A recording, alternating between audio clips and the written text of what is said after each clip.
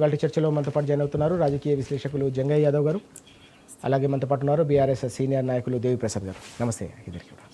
ముందుగా జంగయ్య యాదవ్ గారు, నిన్న ఎన్నికలకు సంబంధించిన నగారాను మోగించాలి, పంచాయతీ ఎన్నికలను 3 నెలల లోపల నిర్వహించాలని రాష్ట్ర అత్యున్నత న్యాయస్థానం హైకోర్టు తీర్పు చెప్పిన పరిస్థితి. ఈ క్రమంలోనే ఇప్పుడు ఒక చర్చ కూడా తెలంగాణ వ్యాప్తంగా కూడా మొదలైంది. కాంగ్రెస్ కామారెడ్డిలో ఇచ్చిన డిక్లరేషన్ ఏదైతే ఉందో, బీసీలకు ఇచ్చిన డిక్లరేషన్ అమలు చేయాలనే ఒక డిమాండ్ కూడా వినిపిస్తున్న పరిస్థితి. అమలు చేస్తారా లేదా అనే ఒక అనుమానం కూడా వ్యక్తం చేస్తున్నారు. 23% ఉంటుందా లేదా అనే ఒక అనుమానం కూడా వ్యక్తం చేస్తున్న సందర్భం కూడా కనిపిస్తూ ఉంది. ఎట్లా చూడాల్సిన అవసరం ఉంది? కాంగ్రెస్ ఇచ్చిన హామీ అలాగే అమలు ఇప్పటివరకు కూడా అమలు దిశగా పడని అడుగును ఎట్లా చూడాల్సిన అవసరం ఉంది? స్పష్టంగా ఇక్కడ ఏదైతే స్థానిక సంస్థల ఎలక్షన్స్ ఉన్నాయో గత జనవరిలోనే అయినప్పటికీ కూడా ఏదైతే కాంగ్రెస్ పార్టీ బీసీ డిక్లరేషన్ అని కామారెడ్డి డిక్లరేషన్ని అనౌన్స్ చేస్తూ బీసీల ఓట్లతోని గద్దెనెక్కిన తర్వాత ఆ యొక్క హామీని పక్కకు పెట్టేసి ఏమీ చేయలేము అంటే, ఎక్కడైతే మా పరిపాలన నిజంగా కూడా పరిపాలన సక్రమంగా చేసి మీరు ఇచ్చినటువంటి హామీలు నెరవేర్చినట్లు అయి ఉంటే, ప్రజలకు మీ వలన లబ్ధి చేకూరినట్లయితే ఖచ్చితంగా మీరు గెలుస్తారనే నమ్మకం మీకు ఉంటుండే. కానీ మీరు ప్రజలకు ఇచ్చినటువంటి హామీలు కానీ 420 గ్యారంటీలు కానీ ఏవి కూడా మీరు చేయలేకపోవడం వలన మీకే ఒక అనుమానం, అంటే మేము ఈరోజు స్థానిక సంస్థల ఎలక్షన్స్ పెడితే గెలుస్తామా లేదా ఓడిపోతామా అని ఒక అనుమానంతో, ఖచ్చితంగా ఓడిపోతామనే అనుమానంతోనే దాన్ని పోస్ట్పోన్ చేసుకుంటూ ఈరోజు కోట్ల దాకా పోతే కానీ ఎలక్షన్స్ పెట్టేటువంటి దౌర్భాగ్య పరిస్థితి ఈరోజు రాష్ట్రంలో ఏర్పడ్డదంటే రేవంత్ రెడ్డి గారి పరిపాలన ఏ విధంగా ప్రజలందరికీ కూడా తెలుస్తుంది. అదేవిధంగా పదే కూడా మీరు తీసుకున్నట్లయితే వారు ఇచ్చినటువంటి బీసీ డిక్లరేషనే కాకుండా ఏ యొక్క 6 గ్యారంటీలు కానీ 420 హామీలు కానీ ఎక్కడ ఫుల్ఫిల్ చేసినటువంటిది మాత్రం లేదు. కాకపోతే తూతూ మంత్రంగా ఏదో అరాకొర కొన్ని మాత్రం చేసేసి భూతార్థంలో చూపిస్తూ మా పరిపాలన బాగుంది, సంబరాలు చేసుకోండి, లేకపోతే మేము ఇంకా చేస్తున్నాము అని చెప్పేసి నమ్మబలకడానికి మాత్రమే ప్రయత్నం చేస్తున్నారు. కానీ ఎక్కడ కూడా ప్రజల యొక్క కష్టాల మీద కానీ కన్నీళ్ళ మీద కానీ వారి యొక్క సమస్యల మీద కానీ ఎక్కడ కూడా ఈ యొక్క ప్రభుత్వం దృష్టి పెట్టినట్టయితే కనపడట్లేదు. దానికే ఈరోజు మనం స్పష్టంగా ఏదైతే సర్పంచులు ఉన్నారో మాకు ప్రజాపాలన కావాలి అని మేము కోరుకొని మిమ్మల్ని ఈరోజు అధికారంలో కూర్చోబెడితే మాకున్నటువంటి పదవులు ఎంత మీరు అధికారం వచ్చిన తర్వాత మీరు సీట్లో కూర్చొని మీరు వెళ్తున్నారు ఒక సుప్రీం లాగా ఎక్కడో మేము చెప్పిందే వేదం అన్నట్టు ఆ నిరంకుశ పాలన సాగిస్తున్నారు. కానీ ఎక్కడ కూడా మీరు ప్రజాపాలన మాత్రం కాదు, ఇది ఇంద్రమ్మ పాలన అని చెప్పేసి మీరు ఇంద్రమ్మ రాజ్యం తెస్తా అన్నారు. మళ్ళీ ఎమర్జెన్సీని గుర్తు చేస్తున్నటువంటి సందర్భం కనపడుతుందని చెప్పేసి ఈరోజు సర్పంచులు అందరూ కలిసేసి కోర్టుకు వెళ్ళేసి ఎలక్షన్లు పెట్టండి అని చెప్పేసి కోర్టు ద్వారా ఎలక్షన్లు పెట్టించుకున్నటువంటి దౌర్భాగ్య పరిస్థితి రాష్ట్రంలో ఉందంటే మీరు అర్థం చేసుకోవచ్చు ఎంత పరిపాలన ఎట్లా ఉంది అనేది. దేవప్రసాద్ గారు, దాదాపు 1.5 కాలంగా పూర్తిగా గ్రామీణ ప్రాంతాల్లో పూర్తిగా పాలన పడకేసిన పరిస్థితి కనిపిస్తోంది. ఎన్నికలు నిర్వహించకుండా పూర్తిగా తాత్సారం చేసిన పరిస్థితి, వాయిదా వేసిన సందర్భం. ఈ క్రమంలో హైకోర్టు కీలకమైన తీర్పిచ్చింది. 3 నెలల లోపల పంచాయతీ ఎన్నికల ప్రక్రియను పూర్తి చేయాలనే ఒక కీలకమైన అంశం. ఈ క్రమంలో ఈ మొత్తం వ్యవహారాన్ని ఎట్లా చూడాల్సిన అవసరం ఉంది? బీసీలకు ఇచ్చిన కాంగ్రెస్ హామీ ఎట్లా చూడాల్సిన అవసరం ఉంది? గుడ్ మార్నింగ్ రాజు గారు, వీక్షకులకు శుభోదయం. అంటే నిన్న హైకోర్టు ఇచ్చినటువంటి తీర్పు ప్రకారం సెప్టెంబర్ 30 నాటికి ఎన్నికల ప్రక్రియ ముగించాలని చెప్పి హైకోర్టు చాలా స్పష్టంగా ఆదేశాలు ఇచ్చింది. ఈ ఆదేశాల్లో భాగంగా ఏం చేస్తుంది ప్రభుత్వం అనేటువంటిది ఇలా మొత్తంగా కూడా తెలంగాణ సమాజం ఎదురు చూస్తూ ఉంది. ఎందుకంటే కామారెడ్డి డిక్లరేషన్ పేరిట మీరు 42% రిజర్వేషన్లు ఇస్తామని చెప్పి గత 10 నెలలుగా ఇప్పటికి కూడా అసెంబ్లీలో బిల్లులు పూర్తి చేసి మీరు మరి కేంద్రానికి పంపి కూడా 3 నెలల టైం అయిపోయింది. 3 నెలలకు లోపల పరిష్కరించాలని చెప్పి కోర్టు ఉత్తర్వులు కూడా రాష్ట్రపతి దగ్గర ఏ బిల్లులు ఉన్నా కూడా రాష్ట్రాల నుంచి వచ్చినటువంటి బిల్లులు కేంద్రం 3 నెలల లోపల క్లియర్ చేయాలనేటువంటి వర్డిక్ట్ కూడా మనం ఇటీవల వచ్చినటువంటి సందర్భాన్ని చూసి అది ఏమవుతుంది అనేది పక్కకు పెట్టి, ఎందుకంటే దేశవ్యాప్తంగా జనగణన జరగాలి, ఆ జనగణన ద్వారా లెక్కలు రావాలనేటువంటి అంశం మీద కేంద్రం తాత్సారం చేస్తూ ఉంది. ఇదివరకే కేసీఆర్ హయాంలోనే అనేక బిల్లులు మన అసెంబ్లీలో పాస్ చేసి పంపించినాం. పోలవరానికి సంబంధించిన 7 గ్రామాలకు సంబంధించినటువంటి కానీ మిగతా మహిళలకు సంబంధించి కానీ చాలా బిల్లులు ఇప్పటికీ పెండింగ్లో ఉన్నాయి, వాటి ఊసెత్తలేవు. కానీ ఇవాళ 42% రిజర్వేషన్లు ఇస్తామని చెప్పి ఓట్లు వేసుకొని గద్దెనెక్కిన తర్వాత ఇవాళ మళ్ళీ ఆ రిజర్వేషన్లు ఏమనంటే మేము పార్టీ పరంగా ఇస్తామని చెప్పి తప్పించుకునేటువంటి ప్రయత్నం ఒకటి చాలా స్పష్టంగా చేస్తాం. అందుకే ఈ ఎన్నికల్లో 42% రిజర్వేషన్ల అమలుతోనే ఎన్నికలు పోవాలని బీఆర్ఎస్ పార్టీగా మేము డిమాండ్ చేస్తాం. ఎందుకంటే ఇచ్చినటువంటి హామీని అమలు చేయడంలో మీకు చిత్తశుద్ధి లేదనేటువంటిది చాలా స్పష్టంగా అర్థమవుతా ఉంది. కాబట్టి ఇప్పుడు ఈ కోర్టుకు సంబంధించి 50% దాటొద్దు అనేటువంటి ఏ నిబంధన అయితే ఉందో రిజర్వేషన్లకు, దీన్ని మీరు ఎట్లా అతిక్రమిస్తారో ఇలా ప్రజలకు చెప్పాల్సినటువంటి అవసరం ఉంది. కాబట్టి మీరు రిజర్వేషన్ లేకుండా ఎన్నికలకు పోతే డెఫినెట్గా ప్రజలు ఎట్లా రెస్పాండ్ కావాలో అట్లా రెస్పాండ్ అవుతారు. కానీ వేరే విషయం, కానీ మీరు అన్ని హామీలను ఎగబెట్టినట్టే ఒక రాజ్యాంగబద్ధంగా రావాల్సినటువంటి హామీని కూడా ఇవాళ ఎగ్గొట్టేటువంటి ప్రయత్నం చేస్తూ ఉన్నారు. బీఆర్ఎస్ పార్టీ చాలా సీరియస్గా ఇది అనేక సందర్భాల్లో మేము చెప్పినాం. ఇప్పటికి కూడా ఈ 42% కామారెడ్డి డిక్లరేషన్ను అమలు చేసే ఎన్నికలకు పోవాల్సిందిగా మేము డిమాండ్ చేస్తాం. ఎస్ జంగయ్య యాదవ్ గారు, వాస్తవానికి చూసుకుంటే ఇప్పటికే అనేక రకాల హామీల అమలు చేయలేకపోవడంతో తెలంగాణ వ్యాప్తంగా కూడా ప్రజల్లో తీవ్రమైన ఆగ్రహం వ్యక్తమవుతున్న సందర్భం మనం చూస్తూ ఉన్నాం. ఈ క్రమంలో బీసీ డిక్లరేషన్కి సంబంధించి అప్పుడు పక్క రాష్ట్రానికి సంబంధించిన ముఖ్యమంత్రిని తీసుకొచ్చి హామీ ఇచ్చే ప్రయత్నం చేశారు. ఢిల్లీకి సంబంధించిన నేతలంతా కూడా వచ్చారు, బీసీ డిక్లరేషన్ ప్రకటించారు, కానీ అమలుకు నోచుకోని పరిస్థితి. బీసీలకు సంబంధించి బీఆర్ఎస్ హయాంలో చూసాం రకరకాల పథకాలు, వారిని ఆర్థికంగా కూడా ముందుకు తీసుకెళ్లేందుకు రకరకాల ప్రయత్నాలు జరిగిన పరిస్థితి, వాటి ఫలితాలను కూడా మనం చూసాం. ఇప్పుడు పథకాలు లేవు, కనీసం రిజర్వేషన్లకు కూడా గండికొట్టే పరిస్థితి వచ్చిన సందర్భం కనిపిస్తూ ఉంది. ఎట్లా చూడాలి ఈ అంశాన్ని? రేవంత్ రెడ్డి గారు ఫస్ట్ నుంచి కూడా మాటల మంత్రి తప్ప ఏనాడు కూడా చేతల మనిషి అని మాత్రం ఎవరు కూడా నమ్మలేదు ఫస్ట్ ఆఫ్ ఆల్.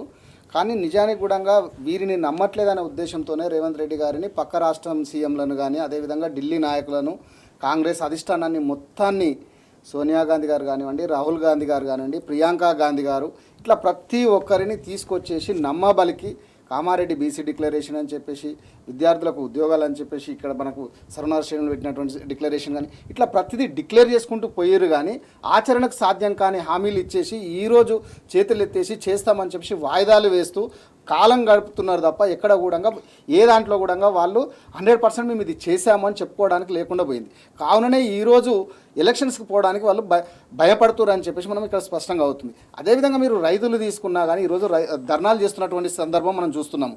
ఎందుకంటే ఇక్కడ కూడా రైతు బీమా కానీ ఎక్కడ కూడా వారికి సమయానికి ఇచ్చినటువంటి సందర్భం అయితే కనపడతలేదు. రుణమాఫీ తీసుకున్నా కానీ ఎక్కడ కూడా చేస్తున్నాం అని చెప్పేసి వాయిదాలు వేస్తూ ఏదో ఎలక్షన్ల టైంలో మాత్రమే, నిజంగా సీజన్ అన్నప్పుడు రైతుకు ఎప్పుడే ఇస్తాము మనము రైతు రుణం అని చెప్పేస్తే జనరల్గా కూడా మనము ఆ పెట్టుబడి సహాయం కింద ఇచ్చేటువంటిది మనం చేసుకుంటాం. కానీ వీరు ఎలక్షన్ల టైంలో మాత్రమే ఇస్తున్నారు. ఎక్కడ కూడా రైతుకు కావాల్సినప్పుడు ఒక వ్యక్తికి ఆకలి అయినప్పుడు మీరు అన్నము ఏదో కారమో ఉప్పో వేసి పెట్టినా కానీ అతనికి కడుపు నిండుతుంది. కానీ అతను ఆకలి తీరిన తర్వాత మీరు బిర్యానీ తీసుకొచ్చి పెడితే మాత్రం అతనికి ఉపయోగం ఏముంది?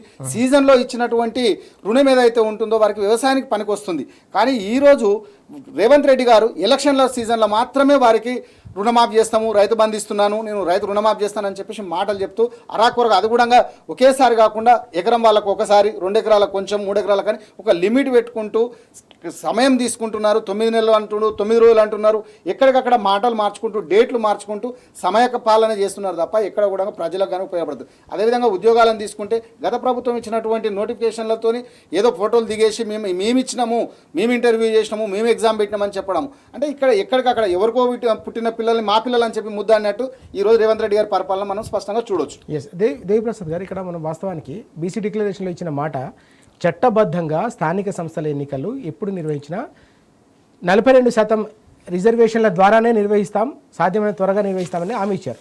కానీ ఇప్పుడు తెరపైకి తీసుకొస్తున్న వాదన కాంగ్రెస్ పార్టీ కేవలం పార్టీ పరంగా మాత్రమే ఇస్తామనే ఒక అంశాన్ని తెరపైకి తీసుకొస్తున్న పరిస్థితి కనిపిస్తుంది. దీన్ని ఎట్లా మనం అర్థం చేసుకోవాలి? రాజు గారు, ఎన్నికల హామీలు అనేటువంటివి కాంగ్రెస్ పార్టీ ఒక అశాస్త్రీయమైనటువంటి లెక్కలు తీసుకొని ఎన్నికల హామీలు ఇచ్చింది. 1,00,000 కోట్లు మేము బీసీలకు బడ్జెట్లో పెడతామని, 20,000 కోట్లు ప్రతి సంవత్సరం పెడతామని చెప్పి 9,000 కోట్ల కంటే కూడా ఎక్కువ పెట్టకుండా బీసీలను మోసం చేసింది అనేటువంటి విషయం చాలా స్పష్టంగా మనకు కనబడుతుంది.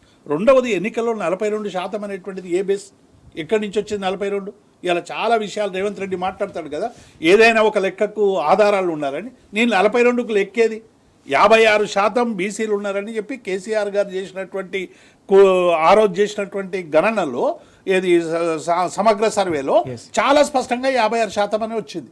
మళ్ళీ 56% ఇవాళ బీసీలకు దక్కాల్సిన చోట నువ్వు 42% అని ఇస్తామని చెప్పి నమ్మబలికించి ఆ 42% దాన్ని ఒక శాస్త్రీయబద్ధంగా చేసి అందులో కూడా బీసీలకు మోసం చేసి కనీసం ఆ 42 అయినా ఇవాళ రాజ్యాంగబద్ధంగా చట్టబద్ధంగా తీసుకురావడానికి నీకు సరైనటువంటి చేత కాలేదు. 50 సార్లు ఢిల్లీ పోయినావు కదా, బీసీల బిల్లు గురించి ఎన్నిసార్లు మోడీని కలిసి ఏం చేసినావు? ఢిల్లీలో మేము ధర్నాలు చేస్తాము, ఢిల్లీకి పోతాం, స్తంభింపజేస్తాము, మేము మోడీతో ఓట్లాడుతాను కదా. ఈ 50 సార్లల్లో ఒక్కసారన్నా బీసీల రిజర్వేషన్ల మీద మీరు చిత్తశుద్ధితో పనిచేసారు అని చెప్పి ఇలా తెలంగాణ సమాజం ప్రశ్నిస్తూ ఉన్నది. అంటే కేవలం ఎన్నికల హామీ ఇచ్చినాము, గెలిచినాము, అయిపోయింది, ఇక మర్చిపోతారు. రేపు ఏం చెప్పబోతున్నారంటే ఈ కోర్టులు అంగీకరించవు కాబట్టి మేము ఏం చేయలేము కాబట్టి ఎన్నికల గోతం, ఎందుకంటే పాలన పడికేసింది, ఒకవైపు సర్పంచ్ లేరు, ఎంపీటీసీ లేరు, జడ్పీటీసీ లేరు, కేంద్రం నుంచి రావాల్సినటువంటి నిధులు వచ్చేటువంటి అవకాశం లేదు, గ్రామీణ ఆర్థిక వ్యవస్థ ఇవాళ మొత్తం కూడా అతలాకుతలం అయిపోయింది. కేసీఆర్ గారు చాలా దూరదృష్టితో ఇచ్చినటువంటి ట్రాక్టర్లకు కనీసం డీజిల్ పోసేటువంటి ప్రయత్నం కూడా చేయకుండా ఇవాళ ఎక్కడి చెత్త అక్కడనే ఉన్నది, ఎక్కడి డంపింగ్ అక్కడనే ఉన్నది. అసలు మొత్తం పారిశుద్ధ్య నిర్వహణ అనేటువంటిది పూర్తిగా లోపించినటువంటి సందర్భాన్ని చూస్తాం. ఎందుకంటే సర్పంచ్ లేరు, జవాబుదారు లేదు, గ్రామ కార్యదర్శులేమో పాపం డబ్బులు పెట్టి ఇవాళ అప్పులు తీసుకొచ్చి డీజిల్ ఓపించి అనేక డబ్బులు ఖర్చు పెట్టి ఇవాళ అప్పుల భారం లోనైతా ఉన్నారు. కాబట్టి ఇవాళ ఇచ్చినటువంటి ఏ ఒక్క హామీని కూడా సరైనటువంటి రీతిలో లేదు. ఇవాళ 42%కి మీరు 56% ఇవ్వాలి. కనీసం కామారెడ్డి డిక్లరేషన్ ప్రకారమైన ఈ ఎన్నికల్లో మీరు పోకుంటే డెఫినెట్గా తెలంగాణ ప్రజలు ఏ శిక్ష వేయాలో ఆ శిక్ష ఈ స్థానిక సంస్థలో వేస్తారు. కానీ ఇలా బీసీలు అందరూ కూడా ఇలా ఐక్యంగా చెప్తున్నది ఏంది, మీరు చేసినటువంటి మనకు గణన కూడా చాలా అస్తవ్యస్తంగా ఉందని చెప్పి మొత్తం చింపేసినటువంటి సందర్భాన్ని మనం చూసాం. కానీ ఇప్పటికి కూడా దాని మీద ఒక స్పష్టమైనటువంటి వైఖరి లేదు, స్పష్టమైన పోరాటం లేదు. బిల్లులు పోయి 3 నెలలుగా ఉంటే నువ్వు ఈ 3 నెలల్లో 10 సార్లు ఢిల్లీకి పోయినావు, కానీ దీని మీద యాక్టివిటీ ఏంది? ఇలా పిసిసి అధ్యక్షుడు మహేష్ గౌడ్ గారు ఇలా పార్టీకి అధ్యక్షుడుగా ఉన్నాడు. బీసీలందరూ ఏమనుకున్నారంటే మా బీసీ అధ్యక్షుని చేశారు కాబట్టి డిఫరెంట్గా 42% వస్తుందని కొంతమంది భావించి ఉంటారు కదా. మరి ఏం జరుగుతూ ఉంది ఇక్కడ? మీరు తమిళనాడు లాగా చేస్తాము, తమిళనాడులో తెచ్చుకోలేదని చాలా మాటలు మాట్లాడారు కదా. ఆ రోజు కేసీఆర్ హయాంలో ఆ రిజర్వేషన్లు తగ్గించడానికి 50% కంటే ఎక్కువ పోవడానికి వీలు లేదని న్యాయపరమైనటువంటి అనేక చిక్కుల వల్ల ఆ రోజు తగ్గించే ఎన్నికలకు పోతే మీరు ఎన్ని హంగామా చేసారు? తమిళనాడు లాగా ఇక్కడ కూడా తీసుకురావాలి, చేతగాని ప్రభుత్వం అని తిట్టారు కదా. ఇవాళ మీరు చేతులైన ప్రభుత్వం ఏం చేస్తూ ఉంది? ఇవాళ 18 నెలలుగా మీరు ఇచ్చినటువంటి హామీని అమలు చేయడానికి అసలు కేంద్రంతో ఇప్పటి వరకు చర్చలు లేవు, బిల్లుకు సంబంధించినటువంటి మాటలు లేవు. 8 మంది ఎంపీలు బీజేపీకి ఇచ్చి 8 మంది కాంగ్రెస్కి ఇస్తే ఇవాళ తెలంగాణకు 0 వచ్చే విధంగా మీరు ప్రయత్నం చేస్తా ఉన్నారు. 16 మంది ఎంపీలు కలిసి మా బిల్లులు మాకు కావాలని ఎన్నడైనా ఈ బీసీల రిజర్వేషన్ మీద ఒక్క మాటనైనా మాట్లాడిరా? ఇవాళ జవాబు చెప్పాల్సినటువంటి బాధ్యత ఈ 2 పార్టీల మీద ఉంది. మేము మీరు రిజర్వేషన్ అమలు చేయడానికి కిషన్ రెడ్డి అంటాడు, మీరు మీ బిల్లులు ఏం చేస్తున్నాను ఆయన? మీ బిల్లులకు సంబంధించింది ఏది చేస్తారా చెయ్యరా? మీ పాలసీ ఏంది చెప్పండి. ఇలా 2 పార్టీలు కలిసి తెలంగాణ ప్రజల్ని మోసం చేసే 2 మ్యాచ్ ఫిక్సింగ్ అయిపోయినాయి. ఇవాళ సరే 8 తీసుకొని ఇలా మ్యాచ్ ఫిక్సింగ్ అయ్యి తెలంగాణ ప్రజల్ని అన్నిట్లో ముంచేటువంటి పరిస్థితి కనబడుతుంది. విభజన హామీలు లేవు, ఇచ్చినటువంటి ఫెడరల్ స్ఫూర్తి లేదు, ప్రత్యేకమైనటువంటి నిధులు లేవు. అట్లాగే ఈ కాంగ్రెస్ పార్టీ ఏమో ఇచ్చిన హామీలు అమలు చేయకుండా ఎవరైనా అడిగితే నన్ను గోసుక తింటరా వండక తింటరా అని చెప్పి ఎన్నికలు వస్తున్నాయని 9 రోజులు అయితే నువ్వు రైతు బంధు వేసినావు కదా. ఇలా రైతు బంధు వేసినావు కదా. కేసీఆర్ గారు అనేక ఆలోచనలతో రైతులకు పెట్టుబడి సహాయం ఉండాలని చెప్పి రైతు బంధు 11 సార్లు వేస్తే నువ్వు ఒక్కసారి వేసి సంబరాలు జరుపుకోండి అని చెప్తా ఉన్నావు. నిన్న జరిపిన ఈ సంబరాలు రైతు బంధు సంబరాలు కాదు, ఎమర్జెన్సీ సంబరాలు. నిన్న జరిగినాయి ఇందిరాగాంధీ 75లో పెట్టి 50 సంవత్సరాలు పూర్తయిన సందర్భంగా మేము ఇంత నిర్బంధం చేసినాము, ఇంత ప్రజా హక్కుల్ని చేసినాము, ఇంత స్వేచ్ఛను తీసేసినాము, ఇంతమందిని కాల్చి చంపినాము అని చెప్పి సంబరాలు తప్ప ఏ సంబరాలు?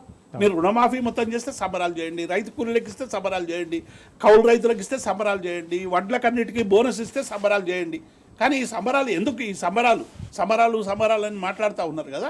డెఫినెట్గా ఇవాళ తెలంగాణ ప్రజానీకం చూస్తూ ఉంది. బీఆర్ఎస్ నాయకత్వంలో ఇవాళ తెలంగాణ ప్రజలందరూ కూడా మళ్ళీ పోరాటానికి సన్నద్ధమవుతారు. మీరు చూస్తున్న రోజు పత్రికలలో ఇవాళ ఇగో ఇక్కడ మాకు రుణమాఫీ రాలేదు మా గ్రామంలో అని చెప్పి ఇగో ఫలానా ఈ రుణమాఫీ కాలేదు మొగిలిపేట రైతులు ఇగో చెప్తారు. దీనికి సమాధానం చెప్పండి మీరు. అనేక గ్రామాలలో ఇవాళ రుణమాఫీ కాలేదు.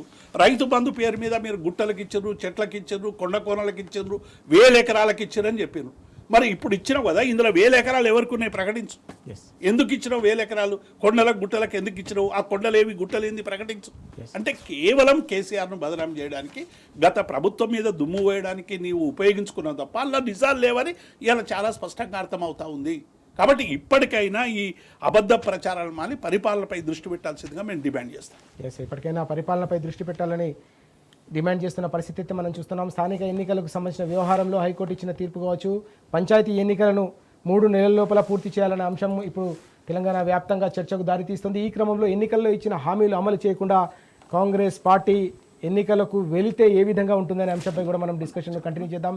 ఇప్పటికే కామారెడ్డి డిక్లరేషన్కు సంబంధించిన హామీని అమలు చేయకపోవడంపై తెలంగాణ వ్యాప్తంగా కూడా చర్చ జరుగుతుంది. అయితే ఇతర హామీలను కూడా అమలు చేయకుండా ఎన్నికలకు వెళ్తే క్షేత్రస్థాయిలో ప్రజలు ఏ విధంగా స్పందించే అవకాశం కనిపిస్తుంది, తెలంగాణ సమాజం ఏ విధంగా స్పందిస్తుందనే అంశంపై కూడా మనం చర్చ. జంగయ్య యాదవ్ గారు, ఇప్పటికే మనం చూసాం హైకోర్టు తీర్పు నేపథ్యంలో 3 నెలల లోపల పంచాయతీ ఎన్నికలు నిర్వహించాలన్న తీర్పు నేపథ్యంలో క్షేత్రస్థాయిలో పరిస్థితులు ఏ విధంగా ఉన్నాయి? గ్రామీణ ప్రాంతాల్లో ప్రజల్లో ఇప్పటికే అనేక అంశాలపై ప్రజల్లో పెరుగుతున్న ప్రభుత్వ వ్యతిరేకతను మనం చూస్తున్నాం. ఈ క్రమంలో ఎన్నికలు జరిగితే పరిస్థితులు ఏ విధంగా ఉండే అవకాశం ఉంది, ఫలితాలు ఏ విధంగా ఉండే అవకాశం ఉందంటే మీరేం చెప్తారు? ఒకటండి, జనరల్గా రేవంత్ రెడ్డి గారు నవంబర్ 2024లోనే ఆల్రెడీ ఇంటింటి సర్వే చేయడం జరిగింది. అందులో ఆల్రెడీ బీసీలు 56% అని చెప్పారు. మరి ఆ రోజు కూడా మనకు ఒక సందర్భంలో ఏంటంటే మేమెంతో మాకంతా, అంటే ఇప్పుడు ఒక బీసీ బిడ్డగా జనాభా ప్రాతిపదికన తీసుకున్నట్లయితే సీట్లు కూడా అంతే ఇవ్వాలా, రిజర్వేషన్ అది రావాలి. కానీ ఈరోజు రేవంత్ రెడ్డి గారు 42% అన్నారు. సరే గుడ్డిలో మెల్లే కదా, ఇంతకుముందు లేదు కదా, మనకు కనీసం ఇప్పుడన్నా వచ్చింది కదా అనే ఒక సంతోషంతో బీసీ డిక్లరేషన్ నమ్మి ఎస్సీ ఎస్టీ బీసీ మైనారిటీ ప్రతి ఒక్కరు కూడా మాకేదో జరుగుతుంది ఏమో రేవంత్ రెడ్డి గారు చెప్తున్నారు కదా అని ఒక ఆలోచన విధానంతో వారి మాటలకు నమ్మి ఓట్లేసి వారిని సీట్లో కూర్చోబెడితే ఈరోజు ఏ సామాజిక వర్గాన్ని, ఒక బీసీ అనే కాదు, ఈరోజు బీసీలను మోసం చేసిండు. ఎస్సీ ఎస్టీలను కూడా మనం తీసుకున్నట్లయితే దళిత బంధు అని చెప్పేసి ఇంతకుముందు కేసీఆర్ గారు పెట్టినటువంటి 10 లక్షలది కూడా తీయడం జరిగింది. అది కూడా ఎక్కడ కూడా పాటించట్లేదు. అదేవిధంగా మనం తీసుకున్నట్లయితే మైనారిటీలకు రిజర్వేషన్ ఇస్తున్నారు 12%, అది కూడా ఎక్కడ కూడా ఇంకా ఇంప్లిమెంట్ చేయలేదు, మాటలకు మాత్రమే పరిమితం చేసిండు. నిరుద్యోగులకు ఉద్యోగాలు ఇస్తానని 2 లక్షల ఉద్యోగాలు ఇస్తానని చెప్పుకుంటూ వచ్చారు, అది కూడా ఎక్కడ లేదు. రైతులకు రైతులకే కాదు కౌలు రైతులకు కూడా 15,000 రూపాయలు నేను అకౌంట్లో వేస్తాను, ఇంతకుముందు ప్రభుత్వం వేయలేదు, వాళ్ళు కూడా రైతులే అని చెప్పేసి నేను రైతు బిడ్డని, నేను పాలమూరు బిడ్డని, నేను రైతు కష్టాలు నాకు తెలుసు అని చెప్పారు. అంటే ఎక్కడికక్కడ ఏ రోడ్డు కాడిపోతే ఆ పాట పాడినట్టు, ఏ దేవుని కాడిపోతే ఆ ఒట్టేసి ఎక్కడికక్కడ వాళ్ళని నమ్మించి గొంతు కోసినట్టు ఈరోజు ఓట్లు వేసేసుకొని సీట్ల మీద కూర్చొని చెప్పిందే మేము వినాలి మీరు తప్ప మేము మమ్మల్ని ఎదురు ప్రశ్నించొద్దు, ప్రశ్నించినట్లయితే మీ మీద కేసులు అవుతాయి అని చెప్పేసి ఈరోజు మనం ఎక్కడ కూడా చూసుకుంటున్నాం. జనరల్గా ఎవరైనా ఏదైనా అడిగినారంటే ఈవెన్ జర్నలిస్టులను కూడా వదిలిపెట్టట్లా మనం చూసినాం. అంటే ఎవరైతే ప్రశ్నిస్తారో తను అధికారంలో లేనప్పుడు మాత్రం, ప్రతిపక్షంలో ఉన్నప్పుడు మాత్రము ప్రశ్నించే గొంతుకనవుతా అని చెప్పేసి పెద్దగా గొప్పగా చూపించేవారు. కానీ ఈరోజు అదే ప్రశ్నించే గొంతులని జైళ్ళల్లో పెడుతున్నారు. అంటే ఎవరు, అంటే తనకొక న్యాయము వేరే వాళ్ళు చేస్తే ఇంకొకటి, అంటే తను చేస్తే సంసారం, ఇతరులు చేస్తే వ్యభిచారం అన్న చందంగా ఈరోజు రేవంత్ రెడ్డి గారి పరిపాలన సాగుతుంది.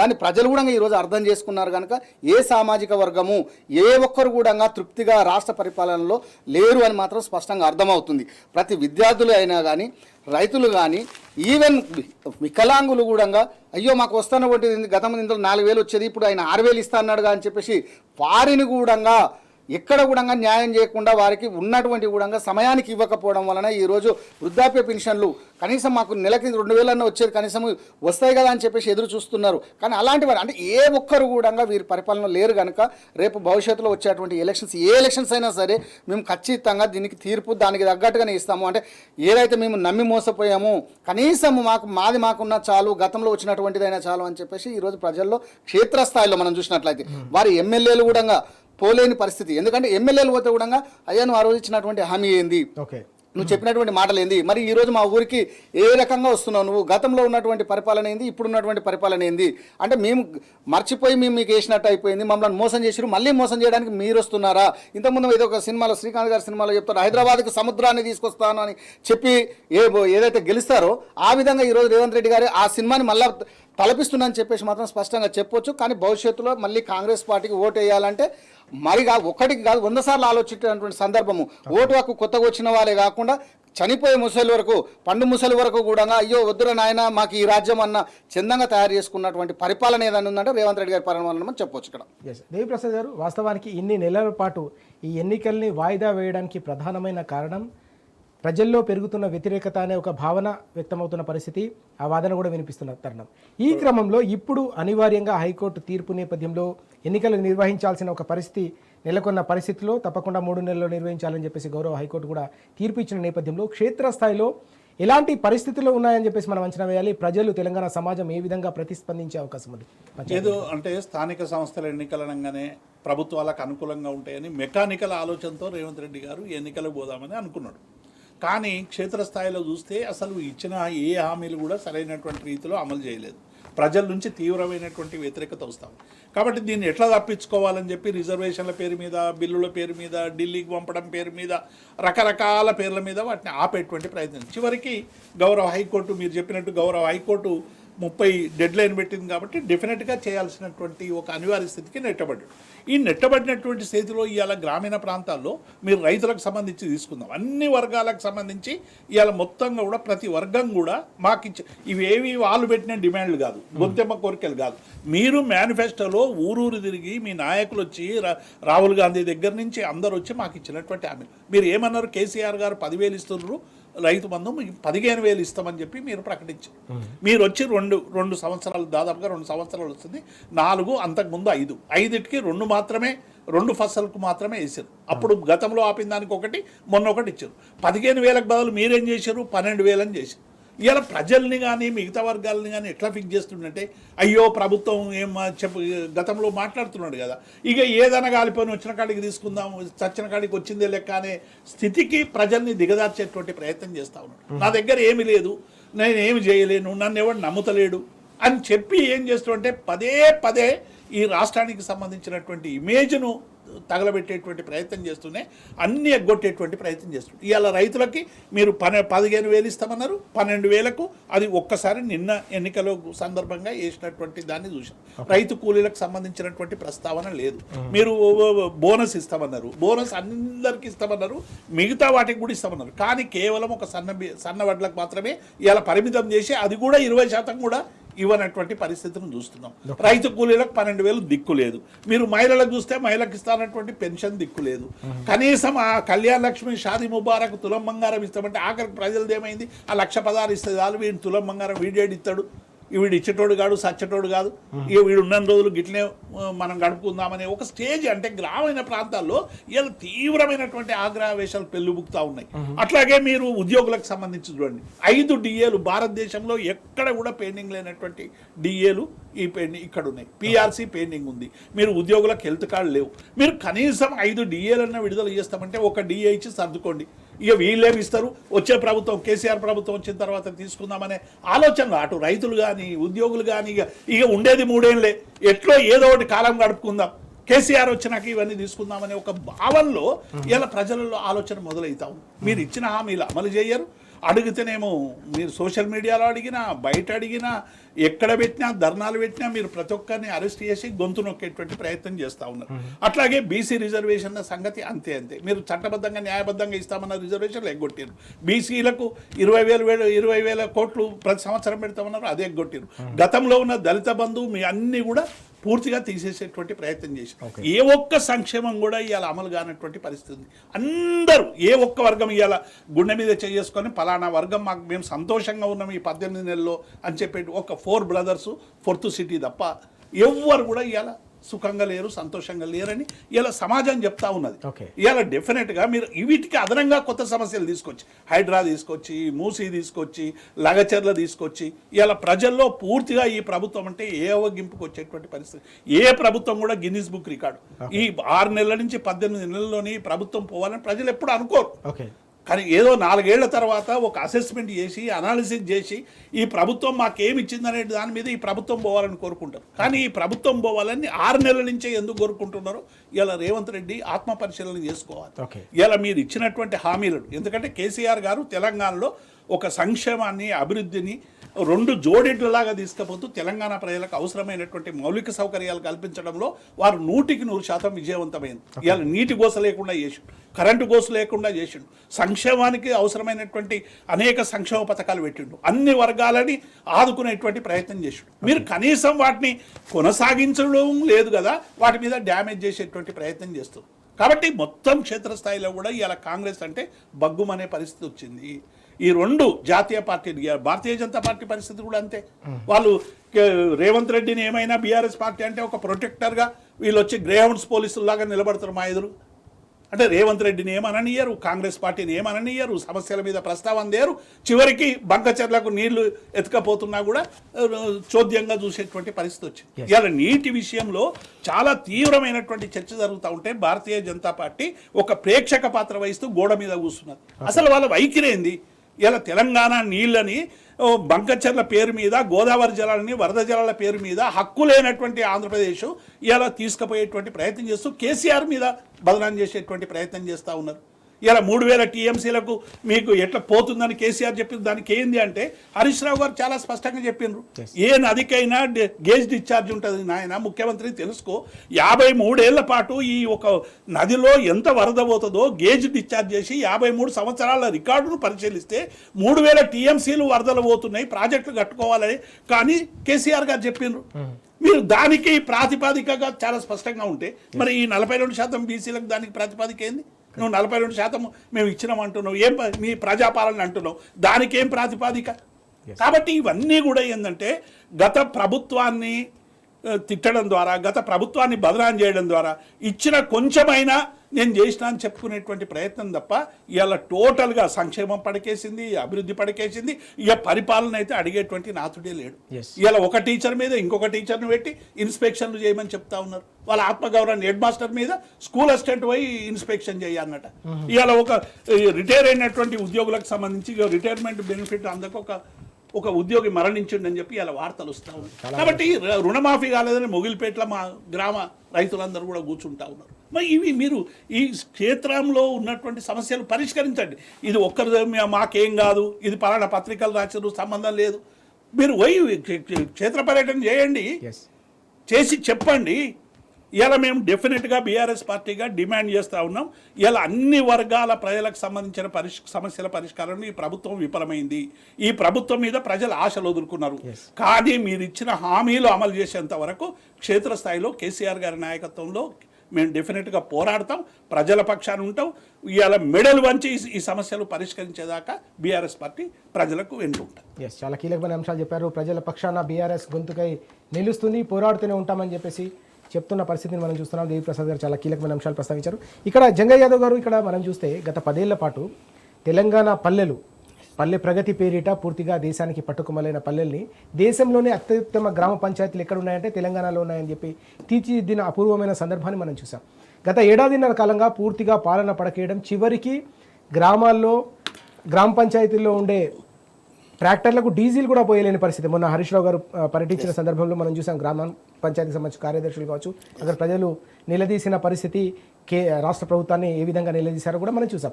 ఈ క్రమంలో ఇక్కడ ఈ మొత్తం ఈ వ్యవహారాలకు సంబంధించి ప్రజలు ఎదుర్కొంటున్న సమస్యలకు సంబంధించిన అంశాలు ఏ విధంగా ఇంపాక్ట్ చూపించే అవకాశం ఉంది? పంచాయతీ ఎన్నికల్లో ప్రజలకు సంబంధించిన ఆగ్రహం ఏ విధంగా మనకు కనిపించే అవకాశం ఉంది?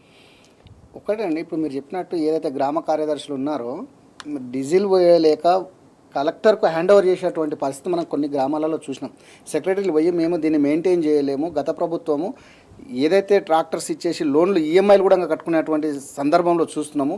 మేము అప్పులు చేసి మా జీతాలకి వెళ్ళి పెడుతున్నాం, మా జీతాలు కూడా సరిగ్గా రావట్లేదు, వచ్చినటువంటి కూడా అప్పు చేసేసి మేము ఇది మెయింటైన్ చేస్తున్నాం, మా తోని కాదు అని చెప్పి కలెక్టర్కి హ్యాండ్ ఓవర్ చేసేటువంటి పరిస్థితి తాళం చేతులు చూసినాం. కానీ ఇంతకుముందు మీరు తీసుకున్నట్లయితే గతంలో మనము కేసీఆర్ గారి పరిపాలనలో పచ్చని వాతావరణం, ఏ గ్రామానికి వెళ్ళినా రోడ్డు, చుట్టుపక్కల చెట్లు, వైకుంఠ ధామాలు, ఇంటింటికి నీరు, పరిశుభ్రత, ఇట్లా ప్రతిదీ కూడా ఒక గ్రామం మన గ్రామమేనా ఇది, ఒక 5 సంవత్సరాలు బయటకు వచ్చినటువంటి పిల్లలు వాళ్ళ ఊరికి వస్తే ఇది మా ఊరేనా, ఇంతకుముందు ఉన్నటువంటి రోడ్లు గుంతల రోడ్లు ఏంది, ఇవాళ ఇంటింటికి నీరు ఏంది, ఇంత పచ్చని వాతావరణం ఏంది, కనీసం చనిపోతే కూడా ఆ కాలంలో నీళ్లు చల్లుకొని మీదే వెళ్ళిపోయినామన్నటువంటి రేవంత్ రెడ్డి గారు, మా తండ్రి గారు చనిపోతే కరెంటు లేక నీళ్లు చల్లుకొని వెళ్ళిపోయినామని చెప్పేసినటువంటి ముఖ్యమంత్రి గారే. కానీ ఈరోజు ప్రతి 24 గంటలు ఆ రోజు 10 సంవత్సరాల కాల వ్యవధిలో ఏనాడు కూడా కరెంటు పోకుండా ప్రతిదీ కూడా చేసినటువంటి సందర్భం చూసినాం. అంటే ఒక స్వర్గసీమ ఎలా ఉంటుందో మనం కేసీఆర్ గారి పరిపాలన చూసినాం. కానీ దానికి పూర్తిగా వ్యతిరేకంగా ఈరోజు 18 నెలల కాల వ్యవధిలోనే చేసినటువంటి 10 ఏళ్ళటువంటి కష్టాన్ని బూడిదలో పోసిన పన్నీరులాగా ఈరోజు రేవంత్ రెడ్డి గారి పరిపాలన సాగుతుందని మనం స్పష్టంగా చెప్పొచ్చు. దాన్ని ఈరోజు ప్రజలు గ్రహించారు. కానీ గతంలో ఏమనుకున్నారంటే ఇంతవరకు అయితే బాగానే వచ్చింది కదా, ఆల్రెడీ ఒక 2-3 స్లాబ్లు అయితే పడ్డాయి కదా, ఇంకా గోడలే కదా, రేవంత్ రెడ్డి గారు పెడతారేమో, ఎందుకంటే మేస్త్రి అంటుండు కదా, నిజంగా పెడతాడేమో, ప్లాస్టింగ్ మంచిగా చేస్తాడేమో అనుకున్నారు. కానీ ప్లాస్టింగ్ కాదుగా ఉన్న స్లాబ్లకే చిల్లులు పడేటువంటి పరిస్థితి ఈరోజు పరిపాలన కనపడుతుంది మనకు. ఎందుకంటే రేవంత్ రెడ్డి గారు ఎక్కడ కూడా ఎవరికైనా కానీ చెప్పేటువంటి సందర్భంలో ప్రతి సందర్భాన్ని మాట మారుస్తూ తన అవకాశం కోసము ఎక్కడ అవకాశం వస్తే అక్కడ చేసుకుంటూ వెళ్ళిపోతున్నాడు, పని మాత్రము పెండింగ్ పెట్టుకుంటూ పోతున్నాడు. ఎక్కడ కూడా మీరు చూడండి, కనీసం వారిని చూసి నేర్చుకోవాల్సినటువంటి అంశాలు ఎవరైనా టీవీ రేవంత్ రెడ్డి గారు స్పీచ్ వస్తుందంటే ఇమ్మీడియట్లీ బంద్ చేసేటువంటి సందర్భం కనపడుతుంది. ఎందుకంటే ఒక మీటింగ్లో మన చెప్తున్నారు, చెరువు కాడికి పోయి మనం కడుక్కోకపోతే ఏమొస్తుందంటే వాసన వస్తుందంట. అంటే అది ఎవరికి చెప్పాలి, ఎందుకు చెప్పాలి, అంటే దేనికి ఆయన ఇండికేషన్ ఇస్తున్నారు. అంటే కనీసం చూసి నేర్చుకోండి. ఒక లీడర్గా, ఒక ముఖ్యమంత్రిగా మీరు ఉన్నారు, మీ నడవడిలో నడవాల్సినటువంటి ఎమ్మెల్యేలు కానీ, అక్కడ ఉన్నటువంటి కార్యకర్తలు కానీ, ప్రజలు కానీ ఇవేనా నేర్చుకోవాల్సినటువంటిది. మనం ఇంతకుముందు గతంలో తీసుకున్నట్లయితే కేసీఆర్ గారు చేసినటువంటి పరిపాలన చూడడానికి కేంద్ర మంత్రులు వచ్చేసి కాళేశ్వరం ప్రాజెక్ట్ అయినా కానీ, పరిపాలన గ్రామానికి తిరిగేటువంటి ఇట్లాంటి వాతావరణం మాకు కావాలి, ఇట్లాంటి పరిపాలన మాకు కావాలి అని చెప్పేసి కేంద్రంలో నుంచి మంత్రులు కితాబిచ్చిపోయారు. అదే పక్క రాష్ట్రంలో ఉన్నటువంటి ఆంధ్రప్రదేశ్ నాయకులు కూడా, ఆంధ్రప్రదేశ్ 7 గ్రామాలు ఏదైతే మనం అనుకున్నామో మమ్మల్ని తెలంగాణలో కలపండి, తెలంగాణ పరిపాలన బాగుంది అని చెప్పేసి అర్జీలు పెట్టుకున్నటువంటి సందర్భం మనం చూసినాం. అంటే మాకు కేసీఆర్ గారు లాంటి పరిపాలన నాయకుడు కావాలి అని చెప్పేసి ఆ రోజు ఉన్నారు. కానీ ఈ రోజు రేవంత్ రెడ్డి గారి పరిపాలన మాకొద్దు అనేటువంటి సందర్భం చూస్తున్నాం. ఎందుకంటే కేసీఆర్ గారు పోయినప్పుడు అక్కడ ఉన్నటువంటి కేంద్రం ఏ విధంగా రిసీవ్ చేసుకుంది, మంత్రులు ఏ విధంగా కితాబిచ్చారు. కానీ ఈరోజు రేవంత్ రెడ్డి గారి పరిపాలనలో ఏ ఒక్క మంత్రి వచ్చాయినా ఈ పరిపాలన బాగుందని చెప్పిరా, కనీసం ఈయన పోతే కనీసం అపాయింట్మెంట్ ఇస్తున్నారా, కనీసం ఈయన మాటల్లోనే రేవంత్ రెడ్డి గారు ముఖ్యమంత్రి గారి మాటల్లోనే చెప్పాలంటే మమ్మల్ని ఎవడు నమ్మట్లేదు, చెప్పుల దొంగలు అంటున్నారు అని చెప్తున్నాడు.